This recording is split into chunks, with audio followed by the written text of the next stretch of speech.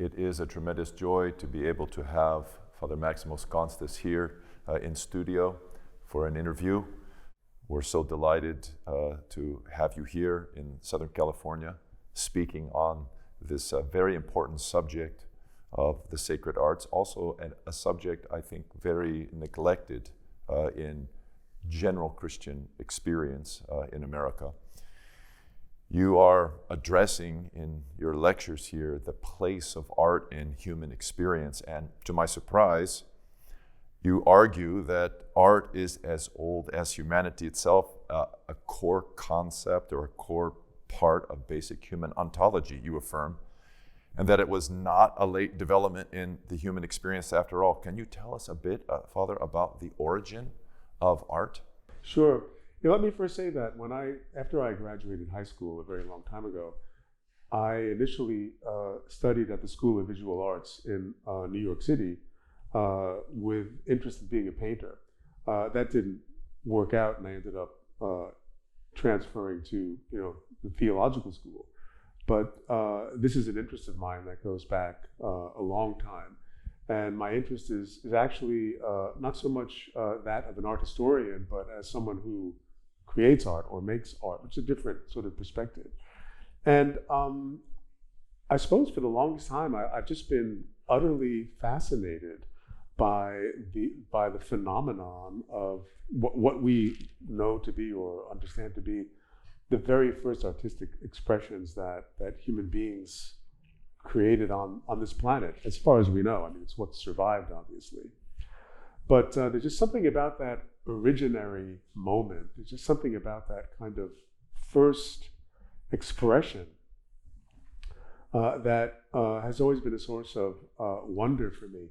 Partly because this is what they call prehistory, so there are no written texts. So we don't really know a lot about what was going on back then, but we do have the paintings. So there's a lot of room to sort of think and wonder. The other side of it is that when I was a younger person, the received opinion was that things like art and religion were both products of a later stage of civilization. In other words, there had to be a surplus society, sure. There had to be leisure, there had to be priestly castes, and all of these things could only have happened after, let's say, the rise of agriculture and these great civilizations that arose in Mesopotamia and elsewhere. And that's no longer the case, because now we have found works of art and even religious activity that predate the rise of so-called civilizations by a very, very long time.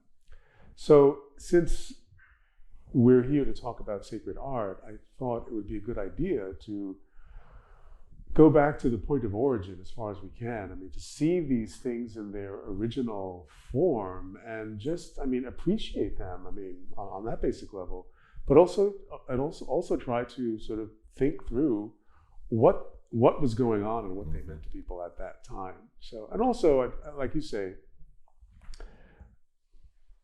the Orthodox Church makes heavy use of all kinds of artistic forms. And to be walking around with the idea that these are sort of secondary or tertiary luxuries that were the product of a leisure class, I think really misses the point altogether. I think they come from a place much deeper within the human psyche. I do think that the general public, the non-Orthodox Christian public, looking at us, has the presumption that these forms of art that we consider so central and essential in expressing the Christian faith really kind of specialties for a certain type of developed Christian or a particular type of Christian culture. To hear that they're basic, let alone ancient, and not even the products of a developed humanity, but of an essential human ontology. What's the proof? What's the proof? Well, the proof is that wherever we find human activity or human life on the planet, the remains or the traces of our human ancestors, we find art, and not simply wall paintings, but carvings and strikingly even musical instruments. There's a bear. The femur of a bear with holes drilled in it to make a flute that can still be played. That's tens of thousands of years old. Tens of thousands of years old. This is what archaeologists say. Yeah. So incredible. So the idea that people were just these primitive savages, running around in furs and that sort of and drawing stick figures. And drawing stick figures. Yeah, it's just not the case. What is, Father, the oldest evidence of this developed artistic talent and spirit that we know of? Yeah, this changes quite a bit because they're always making new discoveries. And recently there were paintings I think found in Indonesia that are said not to be the oldest, and they're hundreds of thousands of years old or whatever they might be. But there's no question about, let's say, the so-called Ice Age art, which dates to about 30, 40,000 years ago, and there's a lot of it, right? So, I mean, if you want to go back further than that, that's fine. But the evidence from, and I'll be sharing some of this in tonight's talk, not simply in these famous places like the Lascaux caves, but the more recently discovered Chauvet cave in France, and these are just remarkable works of art. I'm completely taken by some of the material that you've shared with me about these Chauvet caves. Could you tell our listeners a bit more? What are these caves and exactly what's in there? Well, in 1994, a group of hikers found a cave entrance that had been covered by an avalanche thousands and thousands of years ago, which means that everything inside the cave, which is sort of like, I think it's 1,000 feet deep into the hillside. Incredible. Everything in there was preserved from the minute that avalanche took place thousands of years ago, which meant that, among other things, they found footprints of Paleolithic people in the dust, right? I mean, how often do you see something like that? Dust is preserved. Well, the floor of the cave, yes, yeah, I know. It was completely sealed off. Incredible. For thousands of years. And I mean, the footprints are nothing compared to, the wall paintings that were found. And there are whole walls that are sort of galleries of artwork with stampedes of animals running across them. I mean, hundreds of images of something like 13 or 14 different animal species. And the renderings are what people have found to be so striking, because there's use of foreshortening and shading to create volume, even certain perspectival techniques, which we didn't think were invented until, I don't know, the Renaissance or so much later.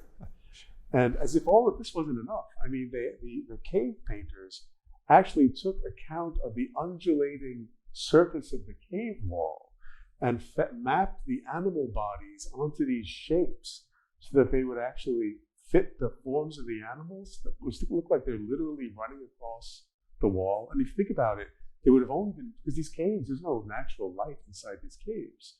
These images would have only been visible by flickering firelight. Incredible. So it must have been. I mean, this sounds like a magnificent work of art that would take an accomplished master to accomplish today. Well, and archaeologists now tell us that there were actually schools of painters, and that these traditions were handed down from one generation to another over a period of hundreds and even thousands of years, right? So to me, I've never gotten used to this. I mean, it's never become something to me that seems stale or somehow uninteresting. I mean, it's the birth of something. I mean, it's the initial appearance of something, and to me, that's just so incredibly compelling. Father, what should we think? What are the conclusions that we can draw about anthropology, about human life and its relationship to art from this? What are the obvious conclusions? Well, the first point is the one we've already made, that art, wherever we find evidence of human life, we find evidence of art. And I think that's important. So it suggests that art is somehow a part of what it means to be human in a very fundamental way. Now, there's a lot more we could say about that, because psychologists and neurobiologists and people like this talk about the way art functions cognitively, and that somehow these images they're a form of communication. I mean, it's a visual language. It's not just speech or thought. It's another mode of thinking and another mode of communicating, and it's another mode of seeing the world. So in other words, to look at animals running across, the tundra or whatever it was, and to be able to identify certain species and to, kind of isolate them and then abstract them cognitively from the environment, and then to depict them in this completely different medium in painting on the wall of the cave. This is a new form of knowledge. Right? This is a new form of consciousness. It's not something that's secondary, let's say, to ordinary thought.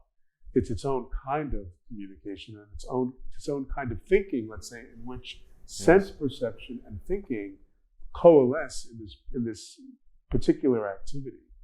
And people who study these things, and I'm getting all of these things, secondhand, obviously, but the people who study these things tell us that this was instrumental in the formation of human consciousness.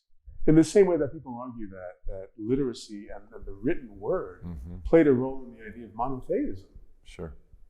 What about its religious implications? Is there any evidence in these caves, for instance, that this art was connected to a cult, to religious expression? Yeah, again, we don't know, right?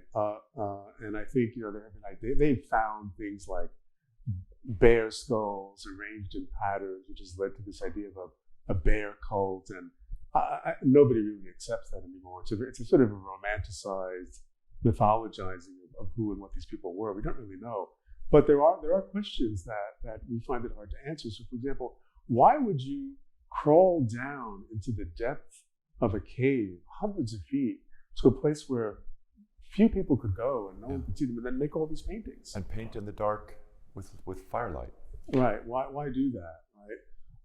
So it does. We do think that there might have been what we would call today some sort of religious or maybe magical component to all of this.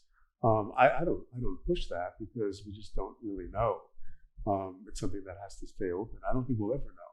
But there is evidence of ritualized human burial, and as there is also evidence for these fertility cults. Everybody knows these famous little Venuses of Willendorf and so forth. So, and this is clearly some sort of, generally speaking, religious activity. If you're ritually burying bodies, and if you have cultic figurines, and something was going on. We can't spell it out in any great detail. Patristic Nectar Publications is pleased to present Enduring Love, Laying Christian Foundations for Marriage. Marriage preparation, together with the sacred institution itself, has fallen on hard times in the post-Christian West. It is more important than ever for couples to saturate their hearts and minds with the glorious vision of holy matrimony presented by the Church in holy tradition and lived by countless saints. Here in these pages, couples will find inspired teaching from the Holy Scriptures, the writings of the Holy Fathers, and the service text of the sacrament itself on how to live in a genuinely Christian marriage in which the home becomes a domestic church. Through enduring love, may God inspire the hearts of those preparing to be married and also those already married who would like to deepen their union and render it more pleasing to God. Available now at Amazon and Barnes & Noble.